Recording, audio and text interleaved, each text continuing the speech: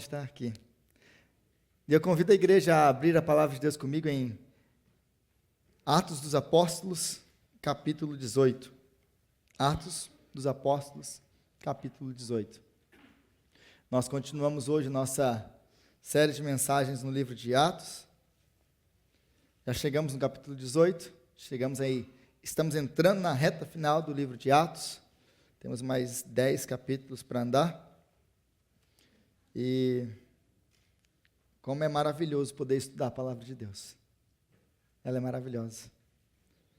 Ela é maravilhosa. Então, Atos capítulo 18, nós lemos a partir do versículo 1. E hoje nós vamos falar de Paulo e a chegada de Paulo em Corinto. E diz assim a palavra de Deus. Depois disso, Paulo saiu de Atenas e foi para Corinto. Ali encontrou um judeu chamado Áquila, natural do Ponto, que havia chegado recentemente da Itália com Priscila, sua mulher, pois Cláudio havia ordenado que todos os judeus saíssem de Roma. Paulo foi vê-los e, uma vez que tinham a mesma profissão, ficou morando e trabalhando com eles, pois eram fabricantes de tendas. Todos os sábados, ele debatia na sinagoga e convencia judeus e gregos. Depois que Silas e Timóteo chegaram da Macedônia, Paulo se dedicou exclusivamente à pregação, testemunhando aos judeus que Jesus era o Messias. Opondo-se eles e lançando maldições, Paulo sacudiu a roupa e lhes disse: caia sobre a cabeça de vocês o seu próprio sangue. Estou livre da minha responsabilidade. De agora em diante, irei para os gentios. Então Paulo saiu da sinagoga e foi para a casa de Tício Justo, que era temente a Deus e que morava ao lado da sinagoga.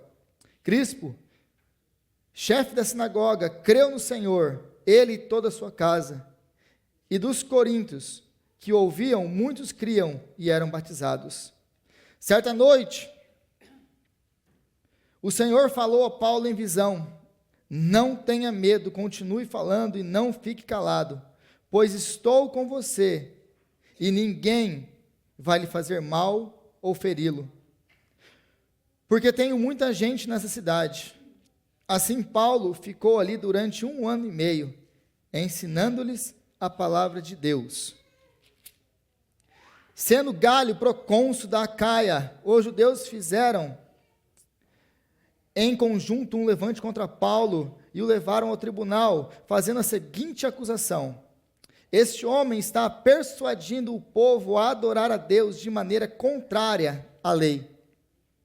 Quando Paulo ia começar a falar, Galho disse aos judeus: se vocês, judeus, estivessem apresentando queixa de um delito ou crime grave, seria razoável que eu os ouvisse.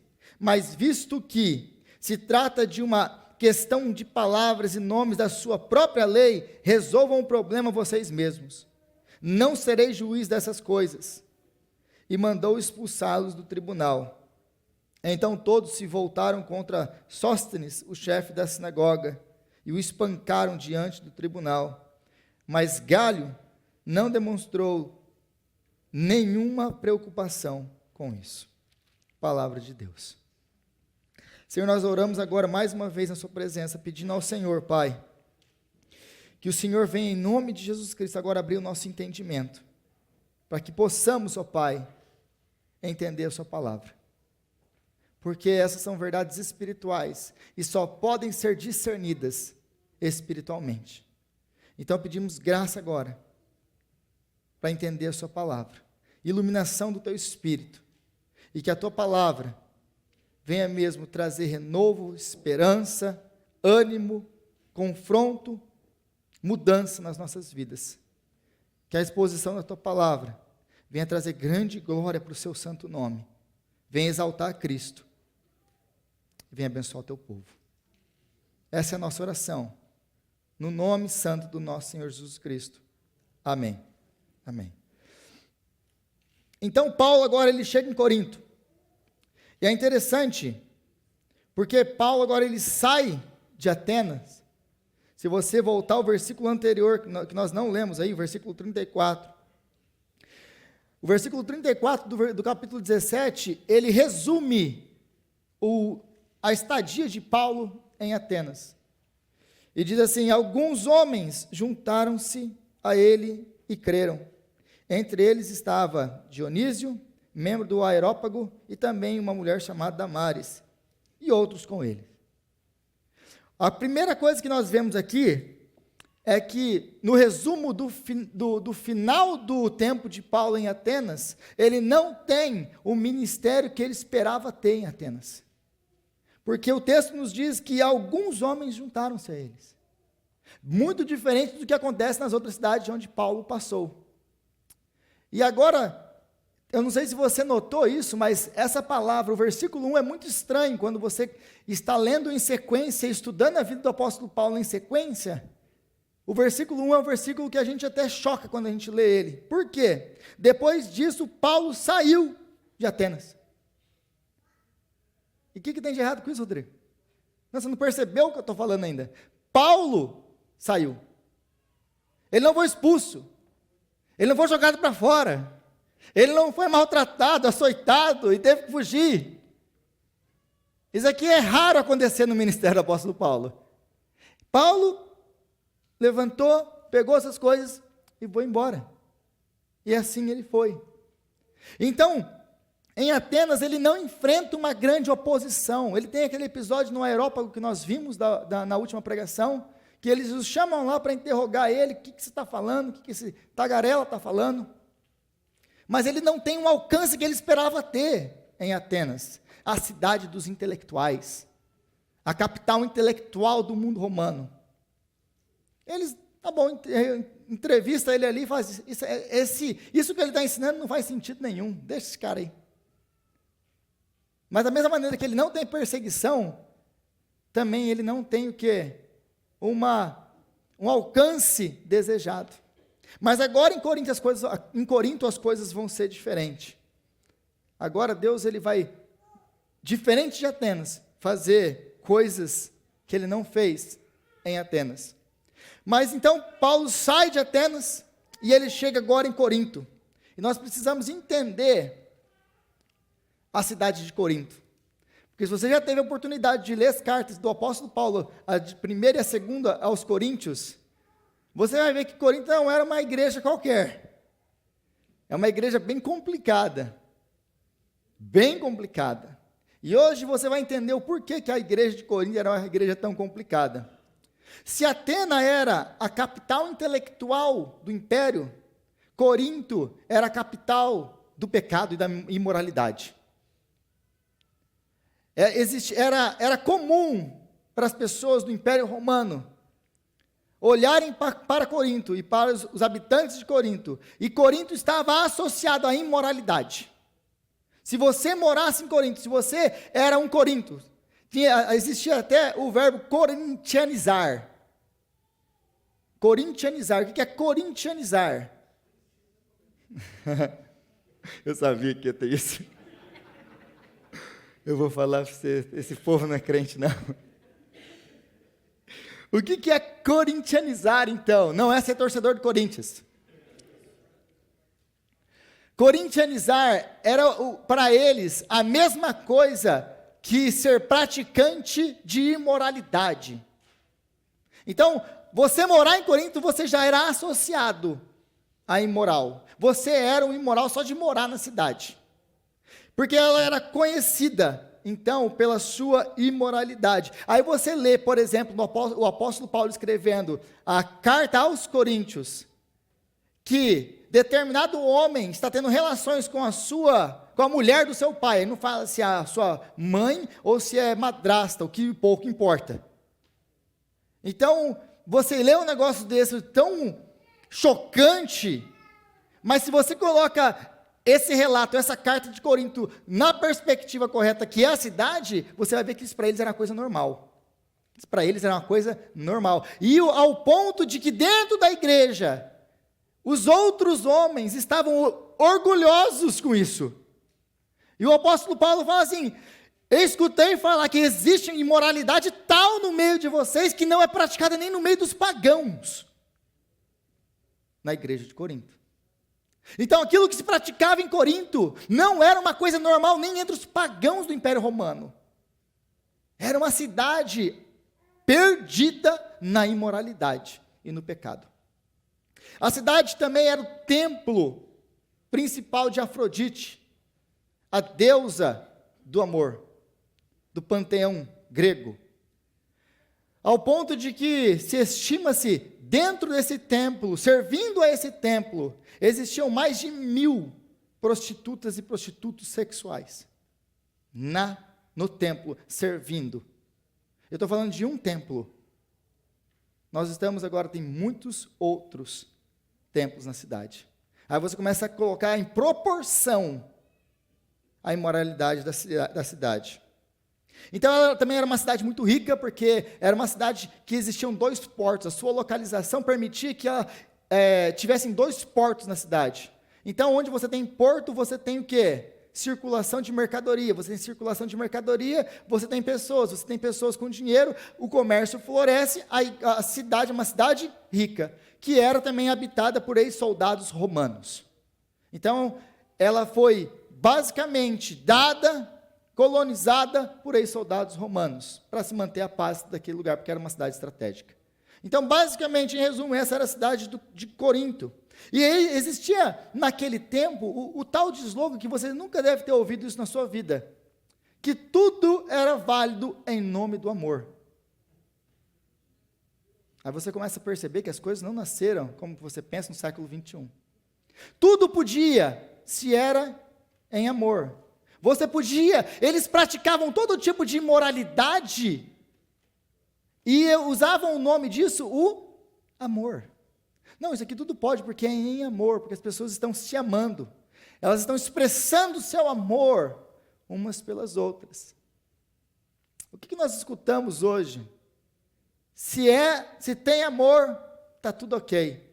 Não, se tem amor, não está tudo ok.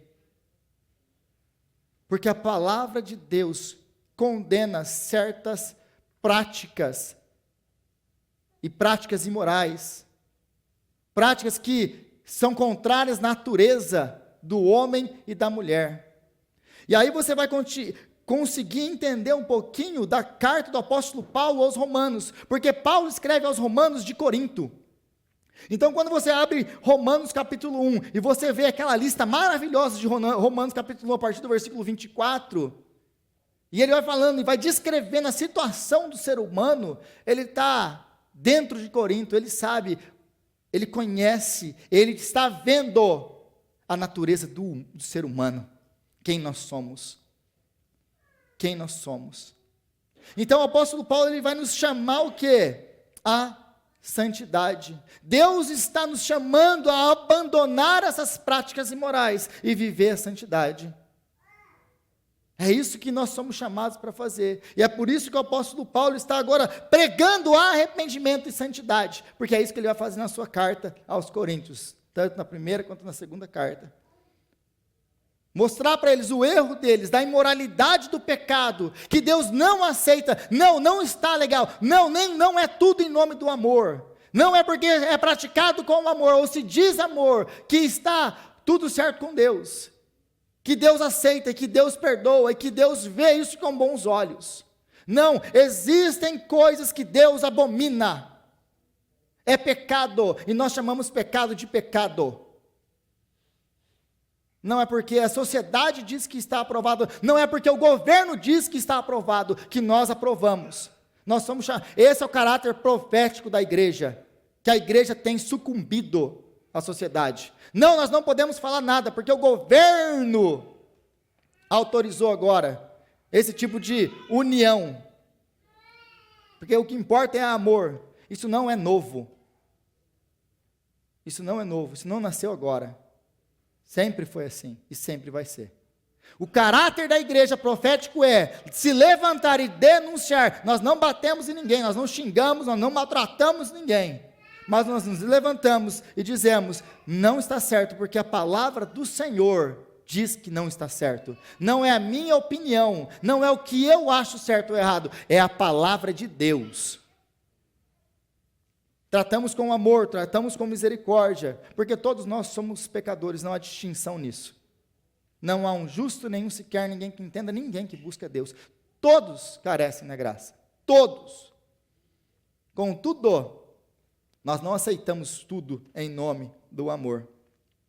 E é interessante que é nessa cidade afundada no pecado, na imoralidade, que Deus vai chamar um povo para Ele, que Deus vai se transformar, que Deus quer mudar, transformar tudo isso aqui e formar ali uma igreja que vai exportar o evangelho para o mundo. É interessante que o evangelho, ele não tem muito alcance no meio dos intelectuais gregos de Atenas. O evangelho não tem muito alcance no meio daquelas pessoas religiosas, certinhas, intelectuais. O evangelho ali tem poucas pessoas. Mas é interessante que, aqui no versículo 10, Deus vai falar para o apóstolo Paulo, continua pregando, porque é nessa cidade aí, a pior cidade talvez de todo o império, eu tenho muitos aí. Por que isso acontece? Porque a gente vê lá as pessoas, por exemplo, e tem muitas das vezes essa é a nossa, como que eu posso, visão. A nossa visão. Nós vemos uma pessoa que é religiosa, que obedece às normas da religião, uma pessoa que é erudita, que é educada, uma pessoa que é inteligente, que é polida, que trata bem. Nós olhamos aquela pessoa e nós pensamos assim, nossa, só falta Jesus. É crente já. Aí nós oramos o imoral, o drogado, o viciado, e todos aqueles outros que nós colocamos no mesmo pacote, e fala, isso aí não tem jeito. O que a Bíblia está nos ensinando aqui é o seguinte, é muito mais fácil trabalhar com esse lado, com aquele que a gente taxa como não tem jeito, do que com o outro. Sabe por quê? Porque Jesus diz assim, eu não vim chamar justos, mas pecadores ao arrependimento. Enquanto nós nos acharmos bons, enquanto nós nos acharmos merecedores, enquanto nós acharmos que nós temos tudo sob controle, eu sou um bom religioso, eu sou uma pessoa intelectual, eu sou um homem bem-sucedido, eu não preciso de mais nada e nem de ninguém, está tudo tranquilo na minha vida. Enquanto você se achar bom, a ideia de evangelho nunca vai transformar a sua vida. É por isso que nós começamos a pregação do evangelho dessa maneira, arrependam-se e creiam. Nós começamos a pregar o evangelho a partir das más notícias. Quais são as más notícias? Existe um dia de juízo. Um dia todos nós nos levantaremos e prestaremos conta dos nossos atos, das nossas palavras, dos nossos pensamentos, diante de um Deus santo. O que vai acontecer com você nesse dia? Essa é a mensagem do evangelho. Nós primeiro levamos a pessoa ao desespero, para então apresentar Cristo. Para então apresentar o evangelho. Para então dizer, existe salvação para você. Sim, você está perdido, mas eu quero te compartilhar uma coisa, existe salvação. E ele se chama Jesus. Então, enquanto nós nos acharmos bons, a ideia de evangelho não vai nos transformar. É por isso que para muita gente você prega, e a pessoa, ela não entende aquilo, porque ela se acha bom. Eu não preciso que ninguém morra por mim. A ideia de evangelho é absurda, como eram para os atenienses, por exemplo. Por que o evangelho não tem tanto alcance em Atenas? Porque eles se achavam bons, eles achavam que estava tudo certo, eles achavam que eles sabiam tudo. Quando eles não sabiam nada, quando estava tudo errado, quando eles estão para enfrentar um juízo, o juízo de Deus. Para esse povo que pensava que era bom, intelectual, que entendia as coisas e que eram bons religiosos. O evangelho não tem alcance nesse meio. Mas no meio de pecadores, imorais, que entendem que são isso. Então o evangelho vai transformar muitas e muitas vidas. Mas uma coisa que nós precisamos entender aqui é de como o apóstolo Paulo ele chega em Corinto, para poder entender o que está acontecendo aqui. E quando ele escreve a sua primeira carta aos Coríntios, ele vai descrever para nós como ele chegou em Corinto, qual era o seu coração quando ele chega em Corinto. E como ele diz lá em 1 Coríntios capítulo 2, versículo 3, foi com fraqueza, temor e com muito tremor que estive entre vocês. Aqui o apóstolo Paulo, escrevendo a sua primeira carta aos Coríntios, ele descreve, quando ele chega em Corinto, o meu coração estava desencorajado, eu estava temoroso, eu estava sozinho. Você consegue imaginar o apóstolo Paulo, da sua boca saindo essas palavras? Foi com muita fraqueza, temor e com muito tremor que estive entre vocês. Você consegue imaginar isso do grande apóstolo Paulo?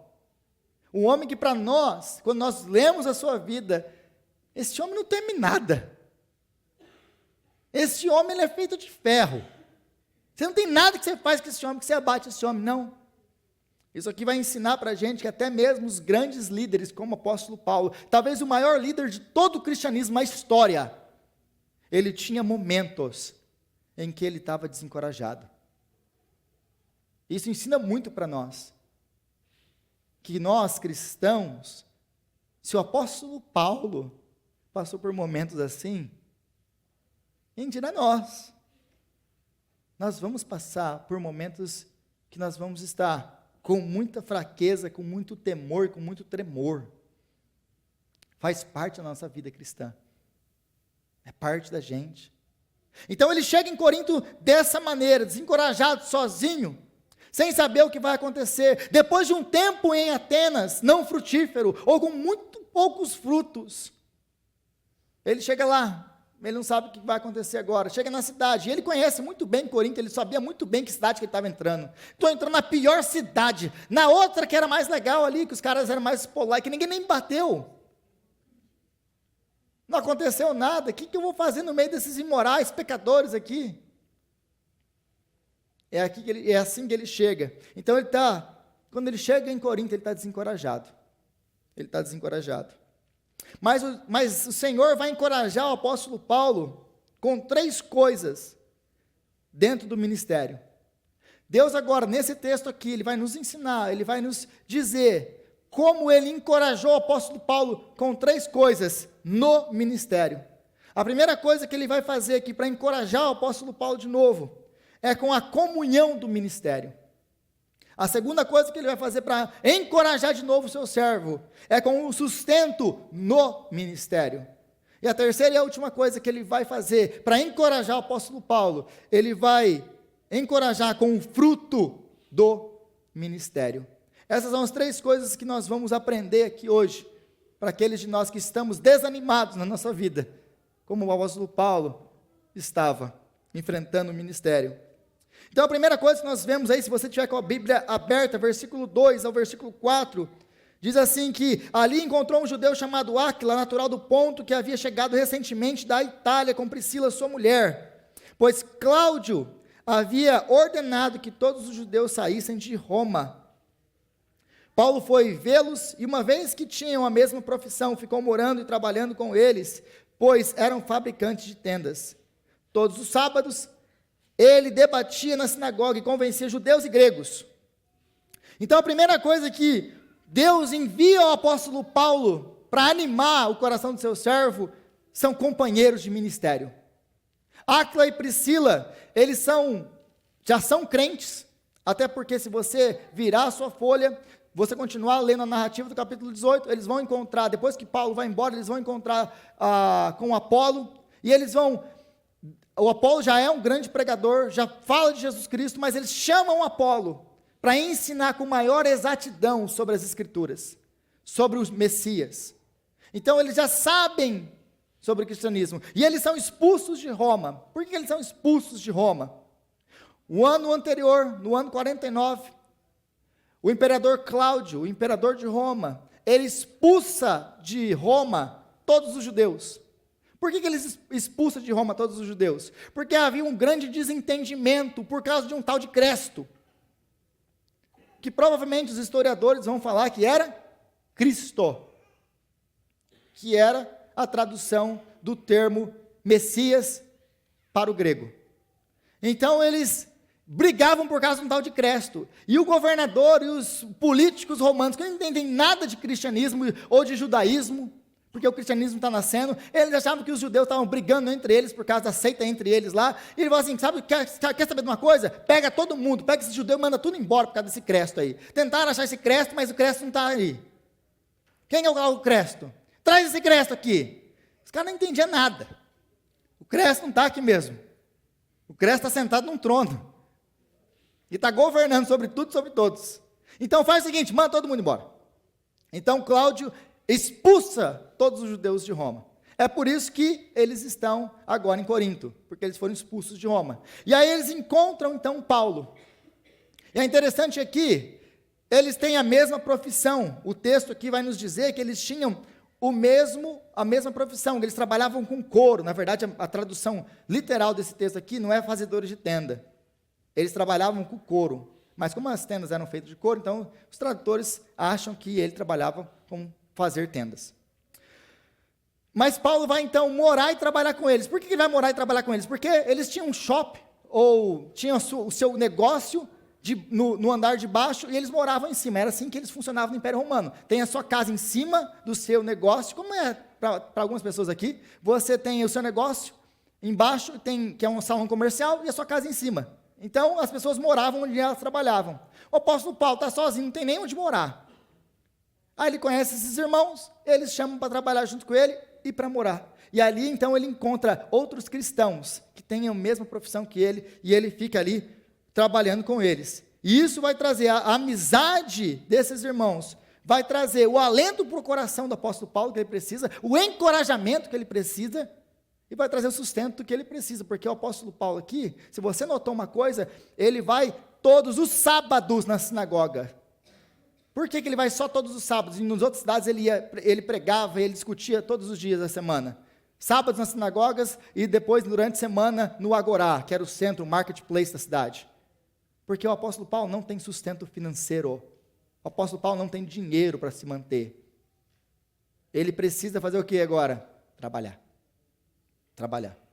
Então ele vai ter os companheiros para morar junto, encorajar o coração, dividir o fardo, e também ele vai ter onde morar e como se sustentar.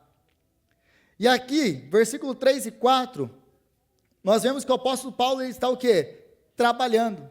E ele também vai escrever isso diversas vezes nas suas cartas, principalmente aos Coríntios. E ele diz assim lá, por exemplo, daqui de Corinto ele vai escrever também a sua carta aos Tessalonicenses. E olha o que ele escreve aos Tessalonicenses. Irmãos, certamente vocês se lembram do nosso trabalho esgotante e da nossa fadiga para pregar o evangelho de Deus a vocês, trabalhando noite e dia, para não sermos pesados a nenhum de vocês. O apóstolo Paulo, então, ele desde a sua saída, ele está sempre trabalhando, fazendo alguma coisa, para poder levantar o seu sustento financeiro. Aliás, ele vai escrever, por exemplo, aos filipenses, que ninguém compartilhou com ele, com o negócio de dar e receber, senão os filipenses, que ninguém ajudava ele financeiramente, senão ele, quando ele sai da Macedônia. Então, ele chega aqui em Corinto e você vai começando a entender o coração dele, ele está sozinho, desamparado, desencorajado, sem dinheiro, não tem nem onde ficar, e agora, eu vou fazer o quê? E aí a gente começa a entender o porquê que ele está do jeito que ele está. Mas Paulo, é interessante que ele não deixa de pregar o evangelho e de trabalhar por causa de dinheiro. E ele vai fazer isso por quê? Porque ele não quer ser um peso para a igreja. E é isso que ele nos ensina para nós que trabalhamos no ministério. Nós não deixamos de pregar o evangelho por causa de dinheiro. Deus nos deu mão que a gente trabalhe. E nisso ele nos deixou exemplo. Então nós não devemos ser um peso para a igreja e nós não devemos deixar de pregar o evangelho por causa de dinheiro. Por quê? Porque, aliás, você para e se pergunta, esse é o homem que mais plantou igreja, o homem que mais escreveu cartas, o homem que transformou a história do cristianismo, que basicamente fundou, lançou o cristianismo. Eu falo assim, Deus, mas por que você não deu dinheiro para o cara? Por que o Senhor permitiu que ele perdesse tempo trabalhando? Ele podia estar evangelizando, ele podia estar escrevendo mais cartas, ele podia... Porque Deus está preocupado com você e comigo, e com o nosso relacionamento com Ele, com o seu caráter, com transformar a sua vida. Antes de Deus usar você, antes de Deus me usar, Ele quer transformar você. Ele quer nos usar, depois que nós estabelecemos o nosso relacionamento com Ele, e o conhecermos. Antes de nos usar, Ele quer nos transformar. Porque Deus está mais preocupado com você do que com o seu ministério. Porque ministério, Ele não precisava de nós. Deus não precisava do Rodrigo. Então Ele vai me deixar passar por várias coisas para formar o meu caráter. E eu creio que nisso, o apóstolo Paulo influenciou muito a minha vida e como eu vejo o ministério. Porque eu vejo muitas pessoas querendo sair para o campo. Quero plantar igreja, quero fazer isso, quero fazer aquilo. Quer mesmo? Você vai ter que pagar um preço. Você está disposto a pagar esse preço? Qual que é o preço? As coisas não caem de mão beijada na sua mão. Você vai ter que trabalhar em dobro, porque você vai ter que trabalhar na igreja, e você vai ter que trabalhar para se sustentar e sustentar a sua família. E não é qualquer um que aceita isso. Contudo, esse é o processo. Porque se a pessoa não passa aqui, ela não fica no ministério. Porque ela não vai aguentar a pressão do ministério. Então nós somos chamados mesmo para trabalhar noite e dia, sem descanso, com as nossas mãos, e deixar exemplo para o rebanho. Porque hoje nós vemos gente que só quer tudo de mão beijada, está aqui, ó, está tudo certinho aqui. Mas Deus quer trabalhar no nosso caráter, Deus quer formar o nosso caráter, Deus quer fazer isso. Então Ele não tem sustento, mas isso não vai impedir Ele de continuar pregando o evangelho. Então eu continuo trabalhando, e eu vou continuar pregando o evangelho. Eu vou continuar trabalhando, e eu vou continuar pregando o evangelho. Porque é isso que Deus nos chamou para fazer. Esse é o nosso chamado como pregadores do evangelho. Enquanto for necessário, a gente vai fazer isso. A gente não deixa de pregar o evangelho por causa de dinheiro. Mas aí no versículo 5, nós vemos que muda alguma coisa. Depois que Silas e Timóteo chegaram da Macedônia, Paulo se dedicou exclusivamente à pregação, testemunhando aos judeus que Jesus era o Cristo. Alguma coisa muda aqui. Então nós temos aqui que Silas e Timóteo chegam. Por que Silas e Timóteo chegam? O que acontece quando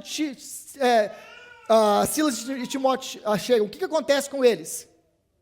Eles trazem o que para Paulo? Dinheiro.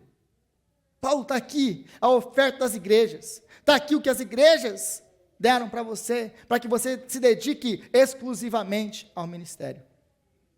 Então agora, Deus vai alegrar o apóstolo Paulo com o sustento no ministério. Porque agora ele vai ter o privilégio de viver apenas para o ministério. Pelo menos naquele determinado momento que ele está vivendo ali. Ele tem mantimento suficiente para algum tempo. E aí, muda. Agora ele não vai mais fazer tendas. Agora ele vai fazer o quê? Pregar o evangelho, dia e noite, todos os dias. Aí, que é o que o texto fala nos aqui, ele vai falar o quê? Paulo se dedicou exclusivamente à pregação do evangelho. A partir da chegada, a partir que ele tem, agora que eu tenho sustento, que nada me impede, então eu vou me dedicar diariamente à pregação do evangelho. Agora Deus abriu a porta, então eu tenho esse sustento que eu preciso. E por que isso aqui é muito importante? Todo esse trabalhar de Deus, Deus podia dar dinheiro para ele em qualquer momento, podia. Mas por quê? Porque Deus, mais uma vez, está preocupado com você, com o seu coração.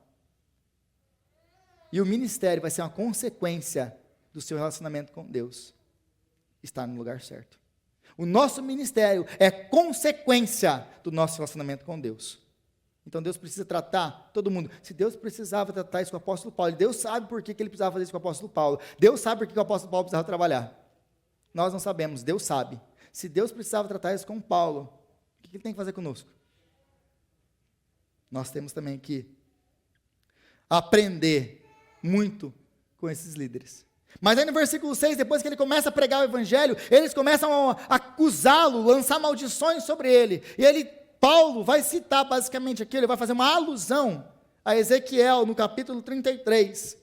Quando ele fala lá em Ezequiel 33, quando Deus fala com o profeta, e ele fala assim para o profeta Ezequiel: Ezequiel, seguinte, eu te coloquei como sentinela do povo. E o deal é esse.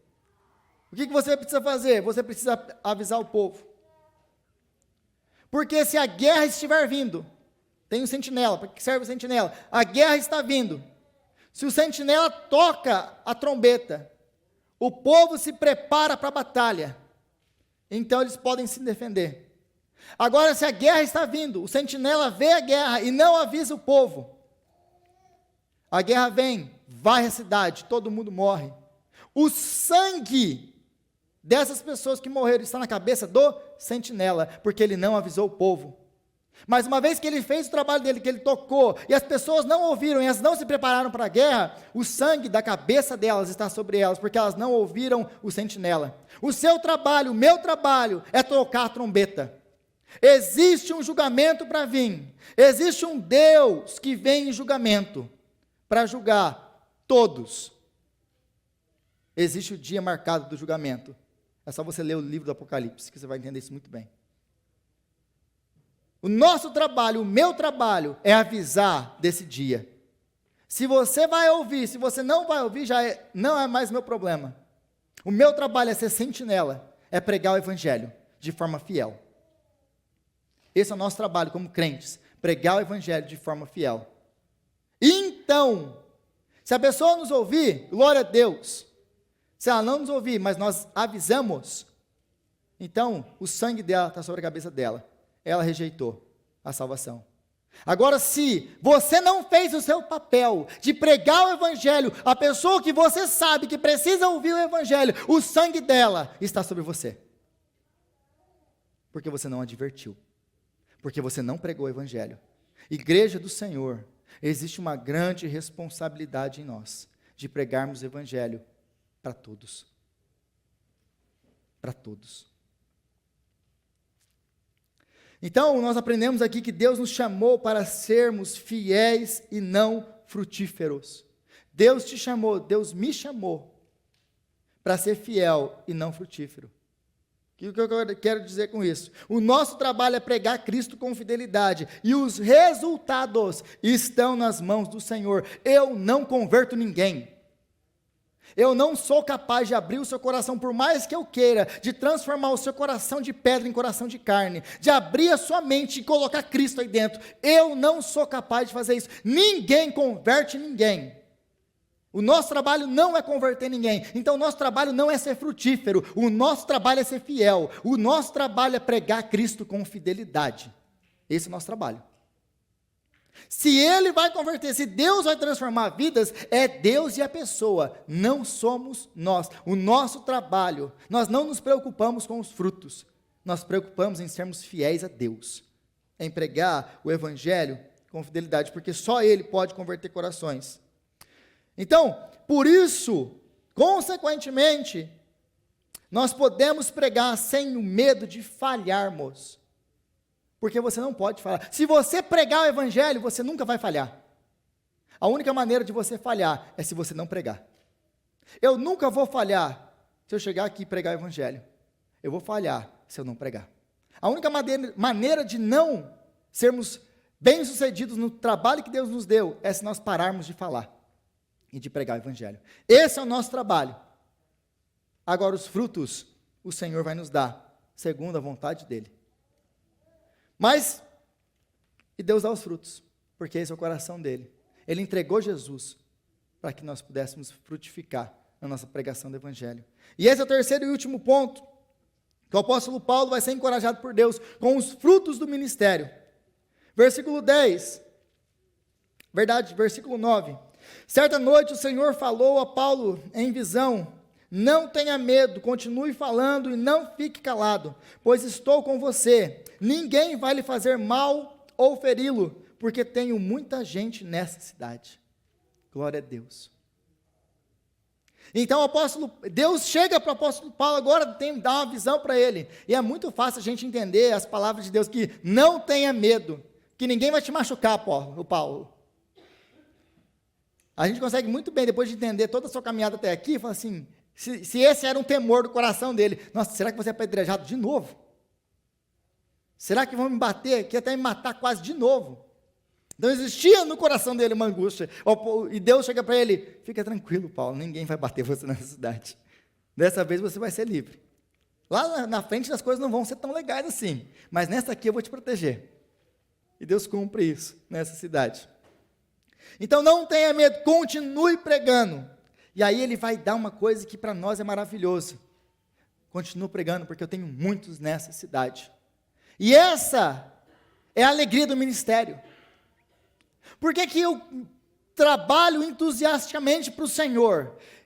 E me motivo sempre no Senhor, porque eu sei que Deus tem em Lowell, Deus tem em Chelmsford, Deus tem em Billerica, Deus tem no Massachusetts, Deus tem nessa nação muitos que precisam ser alcançados. E eu sei que Ele vai alcançar. E eu quero ser instrumento para ser usado na mão do Senhor, para alcançar vidas.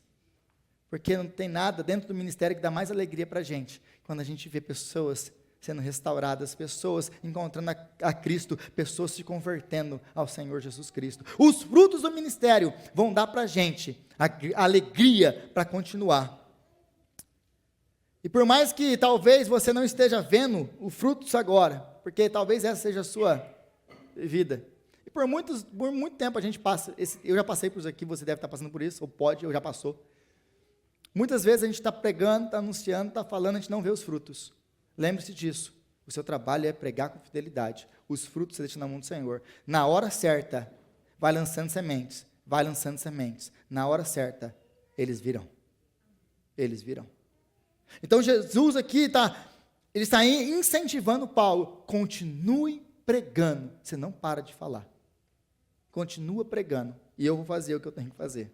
Então as palavras de Deus aí, de Jesus, vão nos dar forças, e nós aprendemos duas coisas de tudo isso aqui.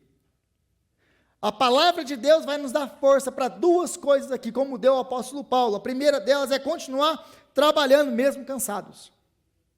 O apóstolo Paulo estava desencorajado, cansado, no meio de tudo isso aqui que ele está passando.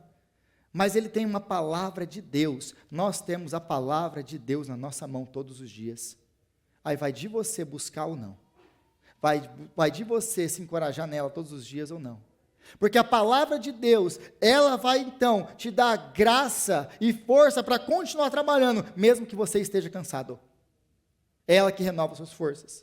Em segundo lugar, a palavra de Deus vai nos dar força para enfrentarmos os momentos de luta e de perseguição que vão vir.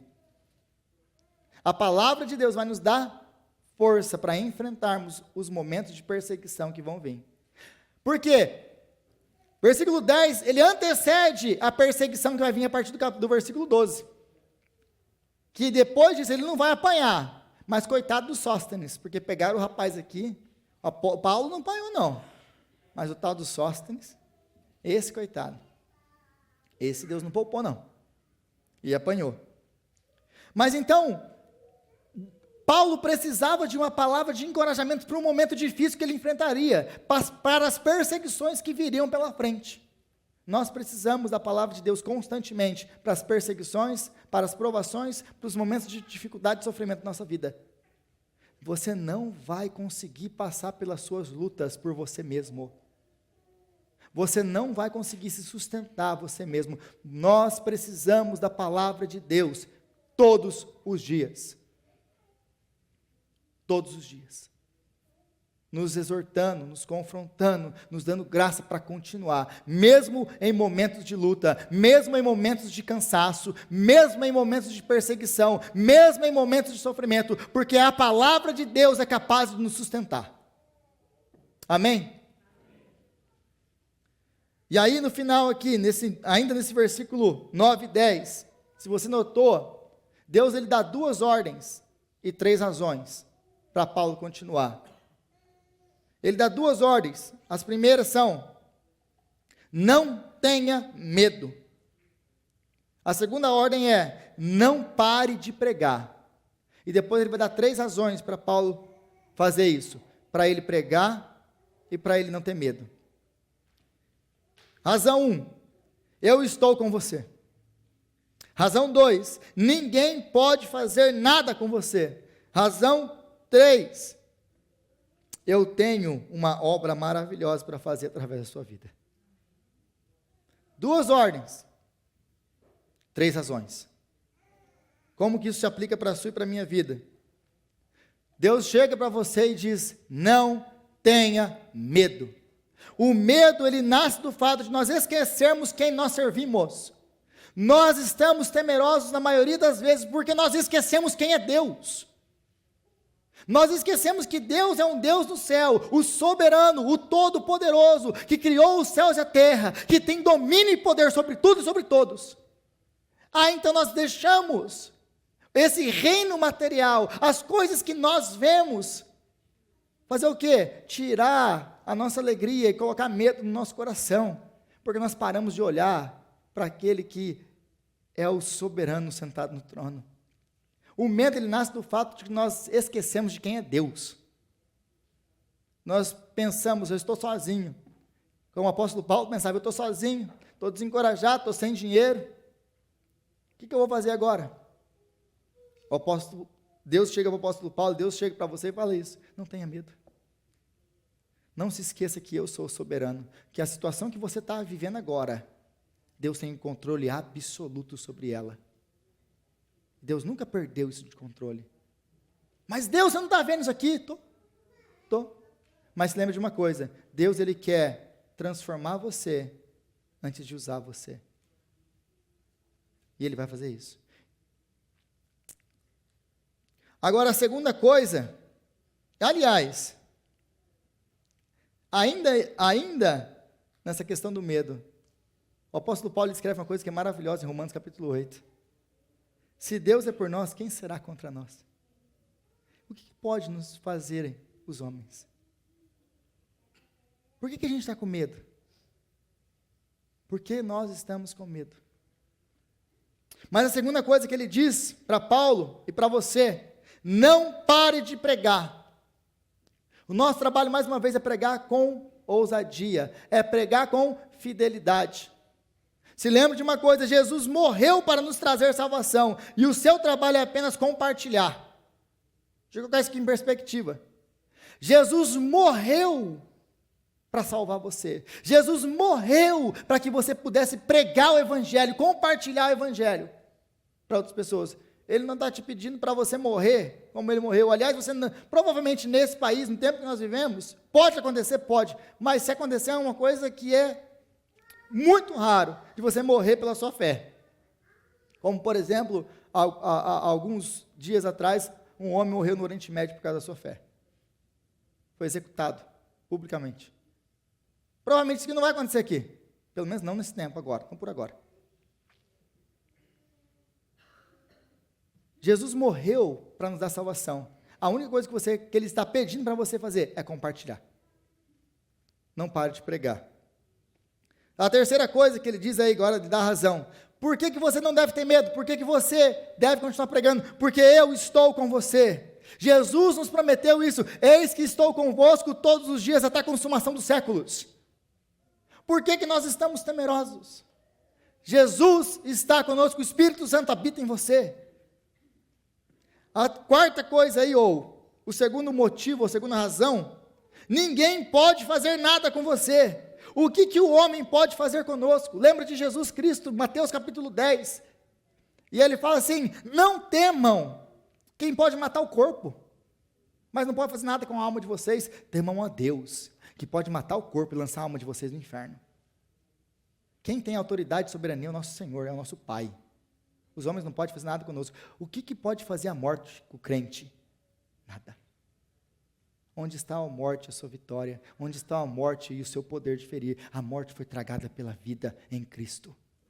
Ele derrotou o nosso maior inimigo, ele derrotou a morte.